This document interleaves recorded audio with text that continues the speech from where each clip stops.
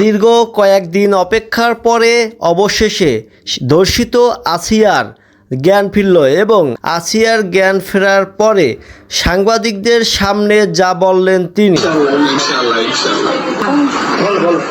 ভাই আমি যে সময় আমার কোর্টে উঠাইবো তারপরে আমার একটা কথা আছে, আমার যেমন তিলে তিলে শেষ করছে পরে আমার আবার একটা ফুটা দিবেন, ওরা আমি ফুটা দিলাম শেষতে চাই, আমার আত্মায় শান্তি পাবো, নাহলে আমার আত্মায় শান্তি পাইব। গেল 8ই মার্চ বোনের বাড়িতে আসিয়া বেড়াতে গিয়ে বাবা এবং ছেলের হাতে ধর্ষিত হয় 8 বছরের আসিয়া। তাকে অচেতন অবস্থায় নিয়ে যাওয়া হয় হসপিটালে। সেখান থেকে গুরুতর অবস্থার জন্য ঢাকা মেডিকেলে পাঠানো হয়। ঢাকা মেডিকেলে দীর্ঘ কয়েকদিন থাকার পরে আইসিইউ চিকিৎসার মাধ্যমে সুস্থতা লাভ করেন এবং তার জ্ঞান ফেরেন।